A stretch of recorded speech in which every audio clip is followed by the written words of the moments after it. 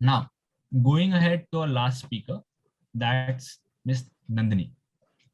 Miss Nandini has a very rich experience in academics, research, and industrial ecology. Currently, she is an consultant at CII-ITC, that is TERI-SAS, and she basically, as she told her about herself, that she is currently dealing with plastics. Her work comprises in the sectors of circular economy, where even the things which we take it as products and the waste we get, it's taken back into the economy. So over to you, Nandini ji. Thanks, Suraj. And it was absolutely wonderful hearing all the other speakers over the last hour. I mean, it's been riveting. So great. And I'm really happy to be here and help with any of the questions that the audience has, because I have this very peculiar background, which is sort of as an academic. After doing my doctorate in atmospheric chemistry, I made the obvious move into academics and research and held that sort of position for 10 or 12 years. And then I moved to CII, which is the Confederation of Indian Industry, and suddenly came face to face with having to behave very properly and having to, mind your P's and Q's because you're talking to senior officials and managers from companies. So it was a very, very interesting change of gear. What I found here also very interesting is the fact that industry comes to CII with problems that they have with policy. And you're able to sit down as a scientist, I'm able to sit down with business, understand their problem, and then have the opportunity to go and take that to government wherever possible and see if there can be tweaks in the policy or regulation. So nowadays, as our speakers earlier have been mentioning, just people spoke about renewable energy and the EV sector, as Gokul has told us so much about. These are places where there's a lot of action taking place. And particularly in the circular economy area, which deals mostly with materials, and therefore plastics is a huge issue there. And Asna has, sort of just put a focus on materials right there. So there are a couple of things I just want to quickly run you through, and then, we can address your questions. So the main points I just want to make here is that sustainability can be brought into any business simply because everything is connected. And this is not just psychobabble or something that, you just read somewhere very hip and, cool. It's not that. There's a fact. It's an absolute fact. So if you move on to the next, I would advise you all, when you're searching for your careers and looking for ways in which to move, what you've studied into a very practical way, bring your passion along with you. And the heart is green here, not because it's jealous, but because it's looking for a green career. Bring your passion for the environment, for sustainability with you. The next slide, please. But when you bring your passion, please do also back it up with science and evidence. But this does not mean that you need to be a scientist or an engineer to have that science. All of us, by the time we reach our bachelor's degree or the degree after that, or even till class 12, we have studied enough to be able to understand the basics of sciences. We are bound by two kinds of laws basically on this planet. One are the laws of physics and the other the laws of chemistry.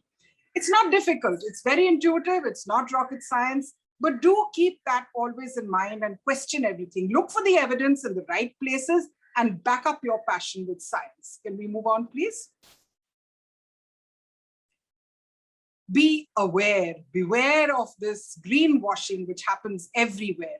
And this is where I'd like to draw your attention to something that, was it Gokul who mentioned it, or Asna, I think, the product life cycle. Here's something that we all need to be very, very aware of. Every single product that we have around us, and I'm going to ask you a question in a little bit about what you see around you, goes through a product life cycle, which has 5 stages. And greenwashing is a very convenient way resorted to by anybody. Why just businesses? It's anyone, to try and make what they are doing appear environmentally friendly or sustainable, but that doesn't always happen. So I would caution you about this. Always suspect what you see, right? And the last part of this is understanding that everything is connected. There are just a few words written down here, but I like this particular representation that I picked up from the internet, because it shows that everything, including something like history or science and land and goals, technology, health, art, values, everything has a link. And what we need as humans and as people entering the area of sustainability is staying true to our values, staying true to the science, and staying true to our education. Using that as the basis, move up and fly. So that's the basic the thing I wanted to tell you. Apart from this, there is one slide I should have included, but foolishly didn't. So just hold off for a moment. I was mentioning the product life cycle to you, and I would request you to remember these 5 points very carefully. The first is the extraction of anything, any product that we see around us. So if you're probably sitting on a chair right now, if you look around you, can you just think or name any materials around you? You know, they could be textiles in the form of the upholstery, it could be wood, you know, the table you're sitting on, it could be metal, maybe there's a glass, you have your mobile next to you, there's glass there, there's plastic around. What are the materials that you can see around you? If you're able to put those in the chat, maybe we'll get a selection of things, and it might be really interesting to you know, draw a few conclusions about that. Because I'd like to take you through a product life cycle very quickly, just based on this. So maybe I can see if there are answers in here. Yeah, someone says table. So that could be wood, glass, linen, plastic, paper. Yeah, exactly. Mug, ceramic, wood, monitor screen, glass, headphones would have a bit of polymer maybe to soften it, refrigerator made of plastic with glass maybe inside, plywood, textile. Yeah, absolutely. So this is a great selection, and you maybe covered about all the materials that these things are made of. So you start out with a material. All these come from natural resources. And this was mentioned by Asma and by several other people. I think Gokul and Jasipul also touched upon these things, as did Ipshita actually, that everything comes from a natural resource in the end. It's always from a plant or from a mine somewhere, or maybe wood, or maybe the ocean. So everything that we use on this planet comes from a natural resource. And then we use fossil fuels, like most of the time now, to put energy. We add chemicals into that by taking it into a factory, and we manufacture. So the second stage of any product that you see around you after extraction is the manufacture. The third step is taking it to the retail, to the distribution. After it's made, it's taken to a shop, or you know, wherever you sell it, buy it. That's the third stage. The fourth stage is the consumption. That's where you and I come in actually. We go to buy and then we use those things. And the fifth stage is the end of life. So what I'm trying to show you is that any product you see anywhere around you goes through the stages of extraction, manufacture, retail distribution, consumption, and end of life. And the day that we start designing products for the end of life will be the day that we crack the environmental problem. Today we have landfills that are just covering and engulfing our cities and empty spaces, because everything that we've put so much energy and chemicals and effort into is landing up in a landfill. So that value that we put into the natural resources all gets wasted. So I would just request you in your lives, in any you know, the question that many of you ask about how can I be more sustainable in an everyday sort of sense. When you look at anything, when you use anything, think of where it came from and what went into it to make it the product that you are using today.